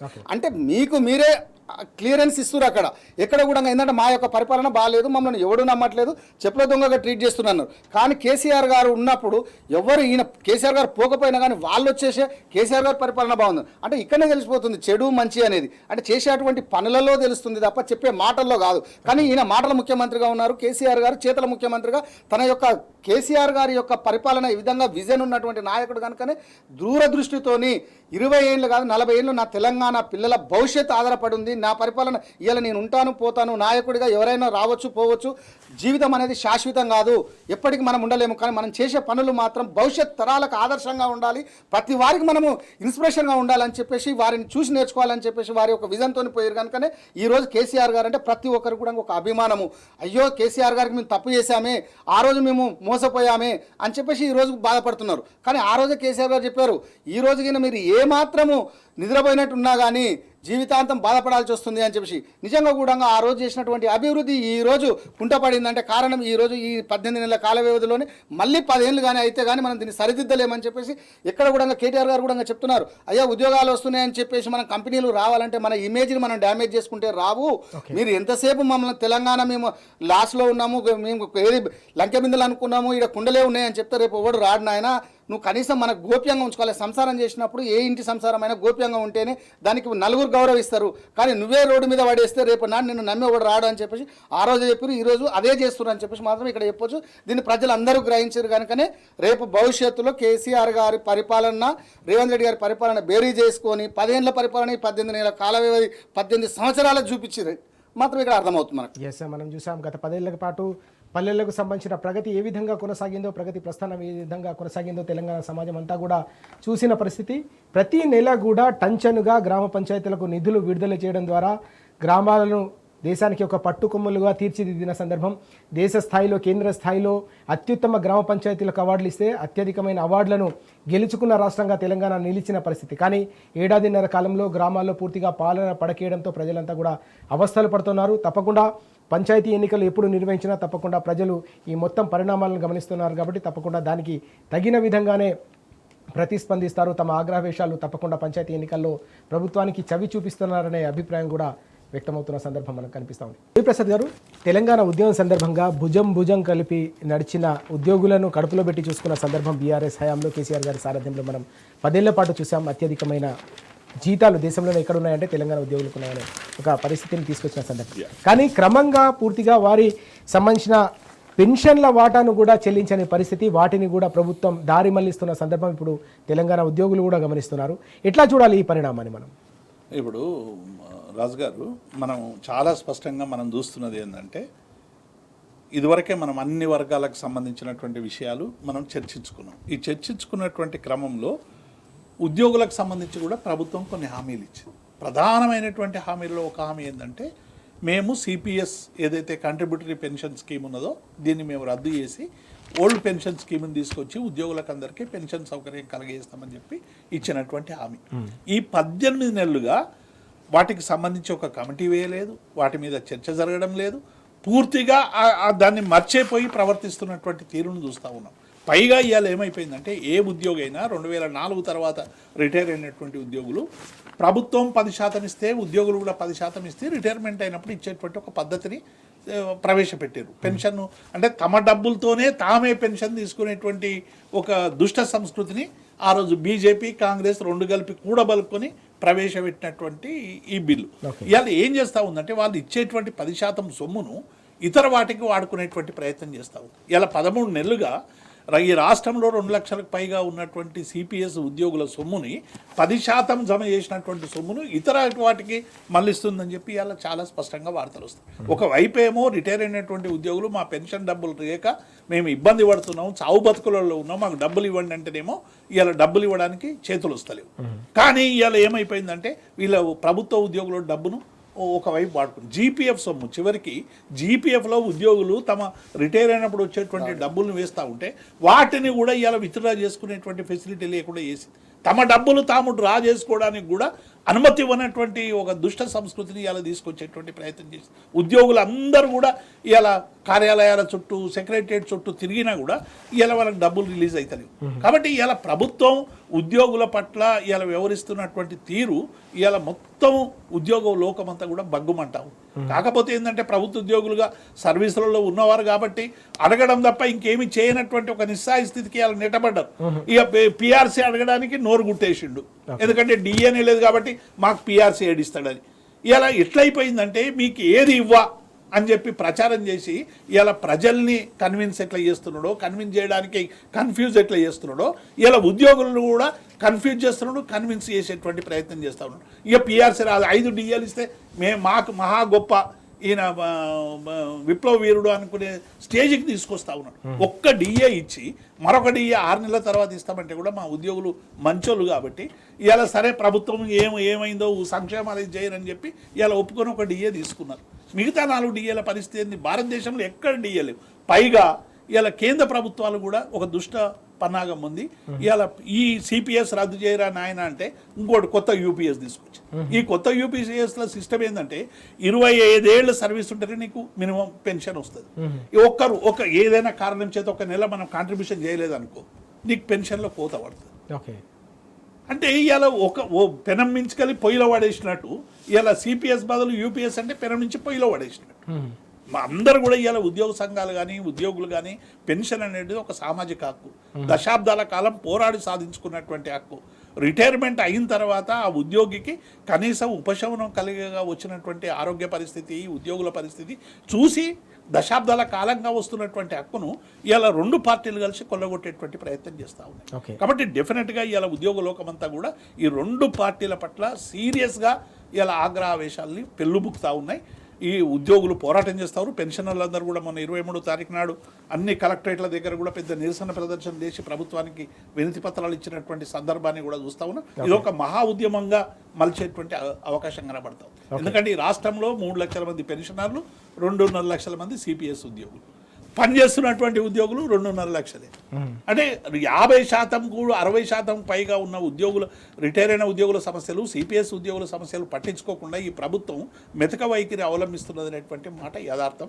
కాబట్టి డెఫినెట్గా ఉద్యోగులు అందరూ ఇలా ఉద్యోగ సంఘాలు మళ్ళీ ఆలోచనలు పడ్డాయి, వాళ్ళు కార్యాచరణ వైపు పోదామనేటువంటి ఆలోచన కూడా కనబడతా ఉంది. అట్లాగే అనేక సమస్యలు తెచ్చిపెడతా ఉన్నారు, కొత్త సమస్యలు. ఇవాళ మేము ఇంతకుముందే ఇన్స్పెక్షన్ విషయాలు చెప్పినట్టు. కాబట్టి వీటన్నిటి మీద కూడా ఇలా ఉద్యోగులు ఆలోచిస్తూ ఉన్నారు. ఈ ప్రభుత్వం 3 ఏళ్ళు ఉంటుంది కాబట్టి అణిగిమణిగి ఉండాలని ఉద్యోగులు అనుకుంటున్నారు. అది బలహీనతగా తీసుకొని రేవంత్ రెడ్డి ఉద్యోగుల్ని అణచడానికి ప్రయత్నం చేస్తే గతంలో ఉద్యోగ సంఘాలు ప్రభుత్వాలను ఎదిరించి ఎంత వీరోచితమైనటువంటి ఫైట్ చేసినాయో ఒకసారి చరిత్ర తెలుసుకోవాలని నేను రేవంత్ రెడ్డి గారిని డిమాండ్ చేస్తాను. ఎస్ సార్, చాలా కీలకమైన అంశం ఇది. జంగయ్య యాదవ్ గారు, ఉద్యమంలో భుజం కలిపిన ఉద్యోగులు ఏవైతే ఉన్నారో వారితో ఉన్న ఒక పేగు బంధాన్ని దృష్టిలో ఉంచుకొని తెలంగాణ సాధించుకున్న తర్వాత దేశంలోనే అత్యధికమైన వేతనాలు ఇచ్చే విధంగా కార్యాచరణ ప్రకటించడమే కాదు, ఉద్యోగులకు ఆ ఫలితాలు కూడా అందించిన సందర్భం గత 10 ఏళ్ల కాలంలో మనం బీఆర్ఎస్ హయాంలో చూసాం. ఆ తర్వాత క్రమంగా ఉద్యోగులకు సంబంధించిన హక్కులకు సంబంధించిన వ్యవహారాన్ని కాలరిస్తున్న విధానాన్ని 1.5 ఏళ్ల పాటు మనం ఎట్లా చూడాల్సిన అవసరం కనిపిస్తుంది. చివరికి వారి పెన్షన్కు సంబంధించిన కాంట్రిబ్యూటరీ పెన్షన్కు సంబంధించిన నిధులను కూడా దారి మళ్లించిన ఈ అంశాన్ని మనం ఎట్లా చూడాల్సిన అవసరం? వాస్తవం. ఎందుకంటే ఒక ఉద్యోగి అంటే ఒక వ్యాపారస్తుడు కానీ ఒక ఉద్యోగిగా మనం తీసుకున్నట్లయితే వ్యాపారస్తుడు ఏ చేసుకున్నా నడుస్తుంటుంది. కానీ ఒక ఉద్యోగి టైం టు టైం మెయింటైన్ చేస్తూ జీవితాంతము 60 సంవత్సరాలు తనకు ఓపికన్నంత వరకు జీవితం అంతం ఒక ఉద్యోగిగా ఆ సమయాన్ని అక్కడ కేటాయించేసి భార్య పిల్లలను పోషించి పిల్లల భవిష్యత్తు కోసం ఎంతో కొంత అమౌంట్ 10% ఉన్నటువంటి జీతంలో 10% తన వ్యక్తిగతంగా డిపాజిట్ అయినప్పుడు ప్రభుత్వం కూడా ఒక 10% కలిపి పిఎఫ్ ఫండ్ కింద పెట్టినప్పుడు దానిని ఎప్పుడు ఊహిస్తారంటే ఒక 60 సంవత్సరాల తర్వాత నా రిటైర్మెంట్ స్టేజ్ తర్వాత కనీసం నాకు ఒక ఇల్లు కట్టుకోవడానికి, సొంతంగా ఇల్లు కట్టుకోవడానికో లేకపోతే పిల్లలకు పెళ్ళిళ్ళు చేయడానికో ఇంకేదన్నా దేనికైనా అవసరం వస్తుంది అని చెప్పేసి ముందు జాగ్రత్త చర్యగా చేసేటువంటి దానిని ఈరోజు రేవంత్ రెడ్డి గారు ధన డిపాజిట్ చేయకపోగా జీతాలలో ఉద్యోగుల నుంచి వచ్చినటువంటి 10% దాన్ని కూడా వాడుకొని మిగతా దాంట్లకు ఖర్చు చేయడం. అంటే ఎక్కడ కూడా మీరు ఇచ్చేది ఇవ్వకపోగా వారిది కూడా తీసేసుకొని తర్వాత చేస్తున్న ఇబ్బందులు పెట్టడం. అంటే ఈ 60 సంవత్సరాలు కష్టపడ్డటువంటి ఒక ఉద్యోగి తన జీవితం మొత్తం సర్వం దారం పోసి ఎవరైతే సేవ చేసినటువంటి సందర్భం అంటే ఇట్లా కేసీఆర్ గారు ఏంటంటే కనీసం తెలంగాణ రాకముందు పెన్ డౌన్ చేసేసి ఉద్యోగస్తులు తెలంగాణ ఉద్యమంలో ఎంత కీలక పాత్ర పోషించారో అది గుర్తించారు కనుకనే వారి యొక్క కష్టాలు వారికి చెప్పారు కనుక సీఎం గారికి, లేదు మీరు ఉన్నటువంటి ఇబ్బందులు తెలంగాణ వస్తే మనకు ప్రతి ఒక్కరికి ఇంటింటికి కూడా ఉద్యోగం వస్తుంది, మీకు ఖచ్చితంగా మీరు ఉద్యోగస్తులు ఉన్నటువంటి ప్రాబ్లమ్స్ నేను సాల్వ్ చేస్తాను. ఎందుకంటే సమైక్య పాలనలో ఎంత దోపిడీ జరిగింది, ఎంత మన సర్వీసెస్ను తీసుకున్నారు కానీ ఎక్కడ కూడా కంట్రోల్ చేసుకుంటూ వచ్చింది తప్ప ఎక్కడ కూడా మన ఉద్యోగస్తులకు న్యాయం జరగలేదు అనే ఒక ఆలోచనతోని ఖచ్చితంగా మేము చేస్తామని చెప్పిన మాటలు చేసి 10 ఏళ్ల కాల వ్యవధిలో వారిని కడుపున పెట్టుకొని చూసుకునేటువంటి సందర్భం మనము కేసీఆర్ గారి పరిపాలన చూడొచ్చు. అదే కక్షతోని ఈరోజు రేవంత్ రెడ్డి గారు మీరు ఆ రోజు కేసీఆర్ గారికి సపోర్ట్ చేసిరు ఉద్యోగులు, మీరు వారికి సపోర్ట్ చేసారు కనుకనే ఈరోజు నేను చెప్తున్నాను మా ఎలక్షన్లలో మాత్రం నేను ఏదో మీకు న్యాయం చేస్తాను ఉద్యోగులకు అని చెప్పారు కానీ వచ్చిన తర్వాత మాత్రము కక్షపూరితంగా ఎక్కడ కూడా వారికి సపోర్ట్ చేయకపోగా ఉన్నటువంటి వారి యొక్క పిఎఫ్ ఫండ్ను కూడా వాడుకొని వారిని ఇబ్బందులకు గురి చేయడము. ఈరోజు మనం చూస్తున్నాం ఎందుకు చావులు వస్తున్నాయంటే మేము చేసినటువంటి దానికి కన్నీళ్ళే మిగిలినాయి తప్ప మాకు ఇంకొక ఆధారం లేదు. ఎందుకంటే గతంలో ఉన్నటువంటి మనం తీసుకున్నట్లయితే ఒక ఉద్యోగులు అనుకోండి, ఎగ్జాంపుల్ మనకు నిరుద్యోగులు అయినప్పుడు వారు ఖచ్చితంగా ఏంటంటే ధర్నాలు రాస్తారోకలు చేయగలుగుతారు. కానీ రిటైర్మెంట్ అయిన తర్వాత ఆ యొక్క ఏజ్ అయిపోయింది, చేసినా కానీ పట్టించుకునేటువంటి నాదుడు ఎక్కడున్నాడు, ఎవరు కూడా లేరు అని చెప్పేసి నిరుత్సాహానికి గురి అయి ఆత్మహత్యలే శరణ్యంగా తయారవుతున్నాయి. ఇక్కడ రేవంత్ రెడ్డి గారి పరిపాలన ఎట్లా ఉంది అంటే ఎప్పటికప్పుడు అడిగితే తప్ప మేము ఇవ్వము అనే ఆలోచనతో కనిపిస్తుంది. ఎందుకంటే ఏది ఉన్నా కానీ కేసీఆర్ గారు పోయిన తర్వాత మీరు తీసుకున్నట్లయితే విద్యుత్ మీరు ఎందుకు నీళ్ళు వదలట్లేదు అంటే కేసీఆర్ గారు బయలుదేరిన తర్వాతనే నీళ్ళు వదలడం జరుగుతుంది. అంటే ఇట్లా కేటీఆర్ గారు ఇది మీరు ఫండింగ్ రావట్లేదు, ఇది దాన్ని చేయండి కంపెనీస్ కోసం ఎందుకు చేయట్లేదు అని చెప్పేసి ఏదైతే ఇద్దరు సమావేశం తమిళనాడులో పోయినప్పుడు కూడా మాకు రావాలి అని చెప్పేసి ఏదైతే రేవంత్ రెడ్డి గారిని సపోర్ట్ చేసినప్పుడు అంటే మన యొక్క ప్రతిష్టను మనం దిగజార్చుకోవద్దు, బయట పోయినప్పుడు మనం ఒకటి అనే ఒక చందంగా చేస్తే ఈరోజు రేవంత్ రెడ్డి గారు మాత్రం గత పాలనలో ఏమీ లేదు, గత పాలన ఉన్నటువంటివి అన్నీ అయిపోయినాయి, ఈరోజు రాష్ట్రము శూన్యంగా ఉంది, లోటు బడ్జెట్లో ఉంది కనుక నేను ఏమీ ఇవ్వలేను అని ఇదే మాట నిజంగా కూడా మీరు ఒక ముఖ్యమంత్రిగా రాకముందు నిజంగా మీకు తెలియదా? తెలిసినప్పుడు మరి మీరు ఆ రోజు ఎందుకు ఆ విధంగా చెప్పిర్రు, మేము అన్నీ ఇస్తామని చెప్పేసి నోటికి వచ్చినట్టు ఎందుకో అలవిగాని హామీలు ఇచ్చిర్రు. ఈరోజు అధికారం వచ్చిన తర్వాత ఈరోజు ఏమీ లేవని ఈరోజు ఈ విధంగా కాలం గడుపుతున్నారు అని చెప్పేసి ప్రజల్లో ఒక ఆలోచన విధానం ఉంది. ఉద్యోగులు కూడా స్పష్టంగా ఆలోచిస్తున్నారు. ఉన్నారు. ఆ రోజు మమ్మల్ని అందరిని కూడా రేవంత్ రెడ్డి గారు మోసం చేసిర్రు. ఈ మోసానికి తగిన గుణపాఠం చెప్పాల్సిందే. కాకపోతే ఇంకా సమయం ఉంది ఎలక్షన్స్. ఆ ఏ ఎలక్షన్ వచ్చినా కానీ మేము కూడా భాగస్వాములు అవుతాము. ఆ రోజు నిజంగా ఉద్యోగులను తీసుకున్నట్లయితే వారు నలుగురిని ప్రభావితం చేయగలుగుతారు.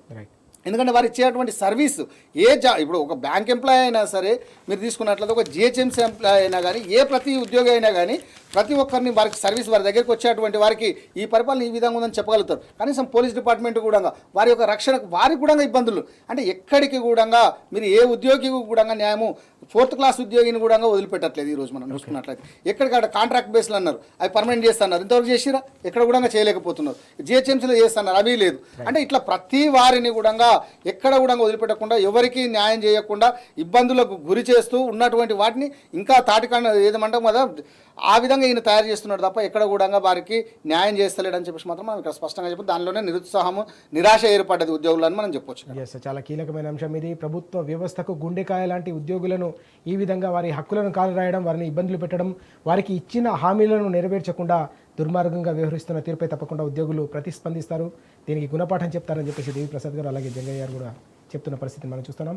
దేవిప్రసాద్ గారు మరొక కీలకమైన అంశాన్ని తీసుకుంటే ఈరోజు మనం చూస్తున్నాం సివిల్ సప్లైలో దాదాపు 1000 కోట్ల కుంభకోణం అంటూ వచ్చిన కథనాన్ని మనం ఎట్లా చూడాల్సిన అవసరం ఉంది. దాదాపు గతంలో కూడా సివిల్ సప్లైస్కు సంబంధించిన వ్యవహారంలో ఇలాగే పెద్ద ఎత్తున జరిగిన అక్రమాలకు సంబంధించిన అంశాన్ని అప్పుడు బీఆర్ఎస్ వర్కింగ్ ప్రెసిడెంట్ కేటీఆర్ గారు కూడా నిలదీసిన పరిస్థితి, దాన్ని బయటపెట్టిన సందర్భం కూడా కనిపించింది. తాజాగా మరొక వ్యవహారంలో దాదాపు 1000 కోట్లకు సంబంధించిన అవకతవకలకు సంబంధించిన ఈ అంశాన్ని మనం ఎట్లా చూడాల్సిన అవసరం ఉంది. ఇప్పుడు రాజు గారు, కాంగ్రెస్ పార్టీ అధికారంలో ఉన్నటువంటి రాష్ట్రాల్లో స్కాములు తప్ప స్కీములు ఉండవు. మీరు ఏ రాష్ట్రమైనా తీసుకోండి, స్కాములు, కుంభకోణాలు ఇవి తప్ప అసలు పాలన ఇచ్చిన హామీ అమలు చేసిండ్రు, అభివృద్ధి చేసిండ్రు, ఒక చెరువు కట్టిండ్రు, ఒక గుడి కట్టిండ్రు, ఒక బడి కట్టిండ్రు, ఒక స్కూల్ ఏది లేదు. మీరు ఈ 18 నెలల కాలంలో చూడండి, రేవంత్ రెడ్డి ప్రభుత్వంలో ఒక స్కూల్ కట్టినమనో, ఒక చెరువు కట్టినమనో, ఒక కాలువ దవ్వినమనో, ఒక టన్నల్ తవ్వడానికి ప్రయత్నం చేస్తే ఎస్ఎల్బీసీ టన్నల్ ఎంత ఘోర వైఫల్యం పొందిందో మనం చూసినాం. సుంకిశాల రిటైనింగ్ వాళ్ళు ఏమైందో మనం చూసినాం. ఏవైనా పనులు చేయబోతే ఆ పనులకు సంబంధించినటువంటి వ్యవహారాలేమో చాలా బట్టబయలవుతావు. మరొక వైపు సివిల్ సప్లైలో 1000 కోట్ల కుంభకోణం ఏదని కేటీఆర్ గారు గతంలోనే ప్రెస్ మీట్ పెట్టి, గతంలో పనిచేసిన కార్పొరేషన్ చైర్మన్ సుదర్శన్ రెడ్డి గారు కానీ మిగతా civil supplies minister Gangula Kamalakar వీళ్ళందరూ కూడా అనేక సందర్భాల్లో ఇగో ఈ శాఖలో ఇట్లా జరుగుతూ ఉంది, దీన్ని అరకట్టండి, ప్రజాస్వామ్యం దుర్వినియోగం అవుతుంది, రైతులకు నష్టం జరుగుతూ ఉంది, ఇలా మిల్లర్లకు సంబంధించి రైతులకు వ్యవహరిస్తున్నటువంటి తీరు ఇట్లా ఉంది, ప్రభుత్వం టెండర్లు లోపాయికారి టెండర్లు పెట్టి డబ్బులు తీసుకునేటువంటి ప్రయత్నం చేస్తూ ఉంది, దీన్ని అరికట్టండి అని ఎన్నిసార్లు చెప్పినా కూడా ప్రభుత్వం ఉలుపు లేదు, పలుకు లేదు. ఇది వదిలిపెట్టి మిగతా విషయాలు మాట్లాడి, కాళేశ్వరం విషయం, ఇంకొక విషయం మాట్లాడి కమిషన్ల చుట్టూ తిరగడం తప్ప, స్కామ్ల చుట్టూ తిరగడం తప్ప అసలు వీళ్ళు చేసినటువంటి అభివృద్ధి పని ఇది ఒక్కటే అని చెప్పడానికి వీళ్ళేనటువంటి పరిస్థితి కనబడతా ఉంది. ఈ 5 ఏళ్లలో కూడా అంతే. రాబోయే 5 ఏళ్లలో కూడా 5 ఏళ్ళు అయిపోయిన తర్వాత ఏ ప్రభుత్వమైనా నేను ఇది నిర్మించిన ఇది కానీ, ఇప్పుడు కేసీఆర్ గారు 10 ఏళ్లలో ఉన్నాడు, నేను యాదాద్రి నిర్మించడానికి గర్వంగా చెప్పుకునేటువంటి అవకాశం, 125 ఫీట్ల అంబేద్కర్ విగ్రహాన్ని పెట్టుకున్నానని చెప్పుకునేటువంటి ఒక ఆత్మగౌరవం ఉంది. ఒక అద్భుతమైనటువంటి పరిపాలనించేటువంటి అంబేద్కర్ సచివాలయం పెట్టినామని చెప్పుకునేటువంటి గర్వంగా ఉంది. అనేక జిల్లాల్లో జిల్లా కలెక్టర్లు ప్రజలకు అందుబాటులో లేకుండా ఉంటే వాటిని అన్నింటినీ అందుబాటులోకి తెచ్చి మౌలిక సౌకర్యాలు కల్పించి మేము ఇవాళ బిల్డింగ్లు కట్టినామని చెప్పుకునేటువంటి ఘనత ఉంది. కాళేశ్వరం ప్రాజెక్టు కట్టడం కావచ్చు, పాలమూరు డిండి కావచ్చు, గతంలో వదిలిపెట్టినటువంటి ప్రాజెక్టులన్నీ పూర్తి చేసి లక్షలాదికి ఎకరాలకు నీళ్ళు ఇచ్చుకున్నామని చెప్పుకునేటువంటి గర్వంగా ఇవాళ టీఆర్ఎస్ పాలన. నీ పరిపాలన ఏముంది? ఇవాళ నీళ్లున్నా ఎండిపెట్టేటువంటి పరిపాలన, నిధులున్నా ప్రజలకు ఇవ్వనటువంటి పరిపాలన, ఇస్తాన్న హామీలు ఎగ్గొట్టినటువంటి పరిపాలన, గురుకులాల్లో 50 మంది చనిపోయినటువంటి పరిపాలన, ఇంక ఏం పరిపాలన ఉంది? కాబట్టి డెఫినెట్గా ఇవాళ ఈ కాంగ్రెస్ పార్టీ స్కాములు, స్కీములు లేకుంటే ఈ కమిషన్ల చుట్టూ వ్యవహారం తప్ప ఇలా ప్రజలకు ఒక మంచి పని చేసినామని చెప్పుకునేటువంటి అర్హత లేనటువంటి కాంగ్రెస్ పార్టీ. కాబట్టి డెఫినెట్గా ఇలా అన్ని డిపార్ట్మెంట్లో కుంభకోణాలు జరుగుతూ ఉన్నాయి. ఒక్కొక్కటి బయట పెడితే సోషల్ మీడియాలో దాడులు, లేకుంటే పలానా పత్రిక మీద దాడులు, పలానా వ్యక్తులు చేస్తున్నారని దాడులు, హరీష్ రావు గారు తీవ్రంగా ప్రతిఘటిస్తే ఆయనను బాడీ షేమింగ్ చేసేటువంటి పద్ధతి, కేటీఆర్ గారు మాట్లాడితే ఆయన మీద ఈ రేసు బురద జల్లేటువంటి పద్ధతి. ఇట్లా అంటే ఎవ్వరు నాయకుడు మాట్లాడితే వాళ్ళ మీద ఒకటి బురద జల్లేటువంటి ప్రయత్నం చేస్తున్నాడు తప్ప ఈ సమస్యకు పరిష్కారం చెప్పేటువంటి ప్రయత్నం చేస్తున్నారు. ఈ సమస్యకు పరిష్కారం భవిష్యత్తులో ప్రజలే చెప్తారు. జంగయ్య యాదవ్ గారు, చివరిగా మనం ఇప్పటికే చూసాం కమిషన్లు ఇస్తే తప్ప బిల్లులు చెల్లించడం లేదనే ఒక ధర్నాలు సచివాలయం వేదికగా జరుగుతున్న సందర్భాన్ని మనం చూస్తున్నాం. తాజాగా సివిల్ సప్లైస్కి సంబంధించిన ఈ అంశాన్ని మనం ఎట్లా చూడాల్సిన అవసరం ఉంది? వాస్తవం అండి, ఇంతకుముందు మనము కరెక్ట్ లాస్ట్ మే అనుకుంటా, ఇది మన 2024 మే వడ్ల స్కామ్ అని చెప్పేసి వచ్చింది. అంటే దాదాపు కరెక్ట్ సంవత్సరం అవుతుంది మనకు. అది కూడా ఎట్లా అంటే దానికి బీఆర్ఎస్ సహాయంలో సేకరించినటువంటి 7,000 కోట్ల విలువ చేసే ధాన్యము వారు ఏ విధంగా ఎంత తక్కువ రేటుకు కోట్ చేసిర్రు, దానికి సివిల్ సప్లై కార్పొరేషన్ 150 కోట్ల నష్టం వస్తుంది మనం చెల్లిస్తే అని చెప్పేసి ఆ రోజు కేటీఆర్ గారు కూడా చెప్పారు. దాన్ని ఈ వడ్ల స్కామ్ ఈ విధంగా చేస్తున్నారు, దీనివల్ల తెలంగాణకు నష్టము, అది బీఆర్ఎస్ హయాంలో సేకరించిన 7,000 కోట్ల దాని మీద మీరు ఎందుకు కన్నేస్తున్నారు అని చెప్పేసి స్పష్టంగా చెప్పారు. ఈ రోజు కూడా మరొక స్కామ్ 1000 కోట్లు అని చెప్పేసి ఏదైతే చెప్తున్నారు వీళ్ళు, ఎక్కడ కూడా అభివృద్ధిని మాత్రం అడగంటించేసారు. ఇక్కడ రేవంత్ రెడ్డి గారి పరిపాలన చూసినట్లయితే సంక్షేమం అయితే ఊసేలేదు ఇంకెక్కడ కూడా. ఇట్లా ప్రతి చోట మనం గతంలో తీసుకున్నట్లయితే తెలంగాణ అంటే మామూలుగా ప్రతి ఒక్కరికి దిక్సూచిలాగా కనిపడేది. ఓకే, కేంద్రానికి దిక్సూచి ఏదైనా ఉందంటే తెలంగాణ. కానీ ఈరోజు దిక్కులేని తెలంగాణగా తయారు చేసిండు రేవంత్ రెడ్డి గారు అనేది మనకు ఒకటి క్లియర్గా తెలుస్తుంది. ప్రతి సందర్భంలో కూడా గతంలో పరిపాలనలో ఎంత మనము సమైక్య పాలనలో ఎంత నష్టపోయినామో మొత్తం అడుగంటి ఉన్నటువంటి తెలంగాణను ఈరోజు ఒక అభివృద్ధి వైపు పయనిస్తున్నటువంటి సందర్భంలో మీరు వచ్చి ఈరోజు మూలిగే నక్కపై తాటిపండు పడ్డట్టు రేవంత్ రెడ్డి గారు మీరు ఉన్నటువంటిది కనీసం దాన్ని ప్రొలాంగ్ చేసుకుంటూ దానికి కంటిన్యూ చేసినా కానీ ఆ అభివృద్ధిని ముందుకు పోతుండే. కానీ భవిష్యత్ తరాలను మిమ్మల్ని మాత్రం క్షమించవు, ఎందుకంటే మీరు చేసినటువంటి అన్యాయం ఆ విధంగా ఉంది. ఎక్కడికక్కడ కూడా తాకట్టు పెడుతున్నారు, ఎక్కడికక్కడ కూడా మీరు సరే ఎవరి స్వార్థం కోసం ఎవరి అభివృద్ధి కోసం మీరు పాటుపడుతున్నారు అర్థం అవ్వట్లేదు. కానీ తెలంగాణ ప్రజల అభివృద్ధి కోసం కానీ సంక్షేమం కోసం కానీ మాత్రం ఏ రోజు కూడా మీరు ఆలోచించినటువంటి సందర్భం ఎక్కడ కూడా మీరు తీసుకునే నిర్ణయాల్లో ఎక్కడ కూడా కనపడట్లేదు అనేది మాత్రం స్పష్టంగా అర్థమవుతుంది. అదేవిధంగా మీరు తీసుకున్నట్లయితే రేవంత్ రెడ్డి గారు ఎంతసేపు మేము చేస్తాము అని చెప్తున్నారు తప్ప ఎక్కడ కూడా చేస్తలేరు. కానీ ఎంతసేపు బురదజల్లే ప్రయత్నము, గతంలో చేయలేదు మేము చేస్తాము, ఇంకా గత పాలకులు ఇట్లా చేసిరు అట్లా చేసిరు, దాదాపు 18 నెలల కాలవేది అయిపోయింది. ఇంకా గతంతో నీకు పనేంది, నువ్వు చేస్తున్నటువంటిది దాని మీద ఎందుకు కాన్సన్ట్రేషన్ చేయట్లేదు, పరిపాలన విధానం మీద మీరు ఎందుకు మీ ఆలోచన విధానం లేదు, మీరు ముఖ్యమంత్రిగా ఉంటూ ఇంకొకరు ముఖ్యమంత్రి అవుతారని ఒక ఆలోచన విధానం ఎందుకు, మీలో మీకు ఎందుకు సపోర్ట్ లేదు అంటే ఏమనంటే నాకు సపోర్ట్ చేయట్లేదు అని చెప్పేసి ఎక్కడికక్కడ తన సీటును కాపాడుకోవడానికి ప్రయత్నం చేస్తున్నారు. కానీ ప్రజల సంక్షేమానికి పాటుపడేటువంటి ఆలోచన నిర్ణయం కానీ పరిస్థితులు కానీ ఇక్కడ కూడా కనపడట్లేదు. దానివల్ల ఈరోజు తెలంగాణ ప్రజలకు తక్కువ విషయం అందరికీ అర్థమైంది ఏంటంటే గతంలో ఉన్నటువంటి పరిపాలన ఏ విధంగా ఉంది, గత పాలకులు ఏ విధంగా చేశారు, ఇప్పుడు ఏ విధంగా చేశారు, రేపు భవిష్యత్తు ఎవరికి మనం కట్టబెట్టాలి అని మాత్రం స్పష్టంగా ప్రజలు డిసైడ్ అయ్యారు. ఈ రోజే ఇంకా 3 సంవత్సరాల తర్వాత వచ్చేటువంటి దానికి కూడా ఈ రోజు ముందు డిసైడ్ అయ్యారు.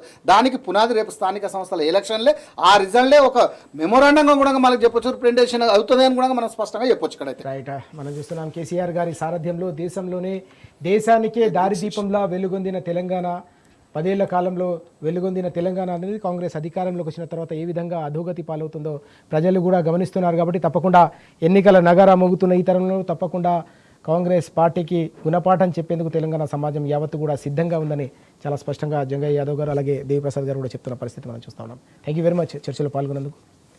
ఇది ఇవాళ వార్తలు వాస్తవాలు. నమస్తే.